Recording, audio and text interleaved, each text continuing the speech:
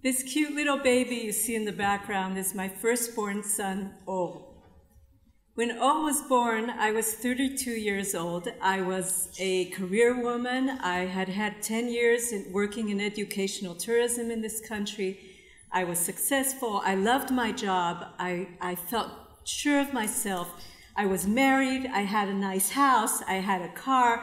And I felt ready to be a mommy. And then O was born. And when O was born, I realized within weeks that I had been ready for my imaginary baby. My imaginary baby would cuddle, snuggle, and sleep through the night. While my real baby was what we term a high-need baby. High-need babies are babies that are very healthy. They're very alert. They're wired for survival. They notice any change in their surroundings. And so every time I put O to sleep in bed and he seemed sound asleep and I would tiptoe away, O would wake up screaming. Every time I was on the other side of the house and I moved the plastic bag from the table to the chair, somehow he heard it and he woke up screaming. Car rides were horrible for him in the car seat and of course for his parents. And well, 22 years later, you can see that O turned out to be a very calm, relaxed individual. He's in the audience right now. I think he can even sleep through heavy metal music. But what I'm here to talk about is not so much what happened to him, because he ended up great, but about what happened to me and what happens to many new parents in developed countries. You see, every time he cried, on a sensory level, I heard like 5 ambulances roaring in my brain. And on a cognitive level, there was an internal voice, or an internal prosecutor really, that was telling me that I wasn't a good mom, that good moms have babies that don't cry, and that other women probably know how to do this so much better than I do. And that confident woman I used to be dissipated and disappeared, and I couldn't recognize myself. So obviously the next course of action was to become a group facilitator, family therapist, couples therapist, and to open a service for the support of new parents. And I spent the next 15 years talking to new parents, trying to understand what had happened to me. And of course, quickly, I realized that I was not alone, that my experience was the experience of many new parents, career-oriented individuals who were used to doing things well. And the other thing I discovered through my investigation was that there's a lot of talk about postpartum depression, which we see in developing countries between 20 to 40%, and we also see it in developed countries between 10 to 20%, and we're also hearing a lot about postpartum stress, postpartum anxiety, disorders, syndromes. We're talking more about how difficult it is for us in countries where technology is advanced, medicine is advanced, the survival rate of our children is high. Why is it so hard for us? And I really spent many years trying to figure this out, and I came up with many reasons. I'd like to share some of them with you. First of all, I don't know about you, but the decade before I had children, I spent going to university, working in different jobs, trying to make a living, and every once in a while I saw a baby on the street in motion, and babies in motion are happy, or I went to visit my friends who had babies, and I would play with their babies and smile at them until they started to cry. And when they started to cry, the baby went back to its mother. And that's what most of us do, right? Yes? So we have no experience. We're ignorant in babies. We know nothing about babies' cries. Secondly, we're at war with our babies over their lifestyles. You see, we have a complete conflict of interests. When we come home, home means plopping down on the sofa, turning on the TV, going to the computer, ordering takeaway, maybe controlling the weather with a little remote. We want to come home and rest and sit down, while our babies want to come home to explore. Home is the womb, and in the womb they were doing somersaults, and they had rippling water. And so for them, coming home is about movement and experimenting in the environment and getting their brains wired through this motion. So we are, with babies we adore, but we are at war.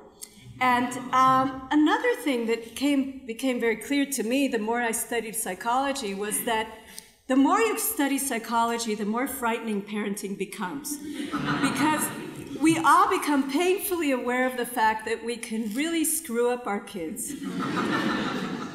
And last but not least, in the dichotomy between the adult world and the baby world, when we have a new baby, we have to make a choice between staying in the adult world or staying at home with our baby. And when we stay at home with our baby, we actually are working harder than we've ever worked in our entire life, 24/7, no breaks, no days off, no pay, no evaluations. Nobody's telling us what we're doing right or wrong and how to fix it. So we're completely with ourselves, and we have no sense of quantitative, measurable achievement. Because let's say your big project for the day is to make a salad.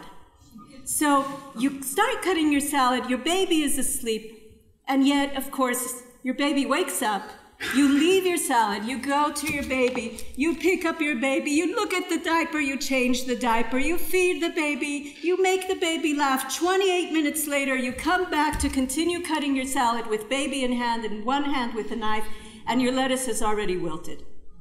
So you really have no sense of achievement. Almost anything you do is interrupted.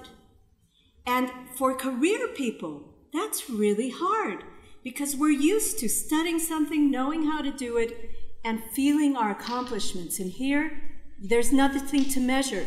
Let's say you really got a hand of changing diapers, and within 1 week of parenting, you've changed between 70 to 80 diapers. So you're an expert by now, but when your spouse comes home, that's not really something you're gonna brag about or write in Facebook. Today, I managed to quickly change the diaper. So understanding all of this, there was one more point that was important. You're living with a beautiful baby. Really. I had three, they were beautiful. But your babies are nonverbal. And when we are with nonverbal creatures, we talk to ourselves. We spend 60,000 to 90,000 thoughts a day thinking to ourselves. And so if you're a Westerner woman, chances are that into your thoughts will seep in, oh, I got fat, oh, the house is a mess, I'm dying to pluck my eyebrows, you know, I haven't gotten anything done in weeks. And you feel maybe not depressed, but you don't feel like yourself. And I needed an idea to share with the parents that I worked with in my service for the support of new parents. And I started telling new parents that what I understood and what I would have liked to have known when I was 32 was that I had gotten it all wrong. When my baby cried, my focus was on the baby, on the stress my baby was feeling. What I really should have focused on was on what was going on in me, what was happening in my body. And so I came up with a little acronym for new parents that works well in a few languages. And the acronym that I made up is called the GIFT. And you're supposed to do one or all four of the aspects of the GIFT. So when your baby is crying, go. Get going. Get moving. Dance with your baby. Move around. Your baby expects movement. Your baby's brain architecture depends on your movement with the baby. Move around. And you will release endorphins and you will feel happier. Secondly, inhale. If you're holding a baby and your baby is stressed out and crying, inhale and exhale and calm your own body down, because you are the nest in which your baby's roots are being created. Thirdly, if your baby is waking up a lot, even in the middle of the night, chances are your baby will be very hungry. You need to feed your baby. A baby's tummy is about the size of its fist. It's about this size. So babies can't ingest a lot of food and spend a lot of time digesting it. They'll eat often. But just as importantly, feed yourself. You will be working harder than you've ever worked your entire life. You'll have need for nutritious food to carry you on for the first few months. So when people ask what it is they should bring you after the baby's born, don't ask for another baby pretty clothing. Ask for nutritious food for yourself and your partner. And last but not least, touch. Our hands are what teach our babies about the contour of their bodies, about who they are. Our hands touch their nerve endings, which send messages to their brains about their place in the world. So touch your baby a lot. Touch your baby as if your baby is the most precious thing in the world.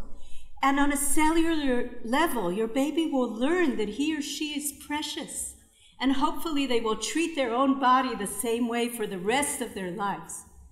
So when you touch your baby, you will also feel oxytocin levels rising, and you'll feel so much more love. So to sum it all up, what I think all new parents need to know is that our bodies are the nests in which our babies' brains get wired and in which their bodies develop. Our bodies are their interactive bridge into the environment, into their exploration of the world. And through our bodies, our babies learn about their own until they can ultimately crawl away, walk away, and fly away. Thank you very much.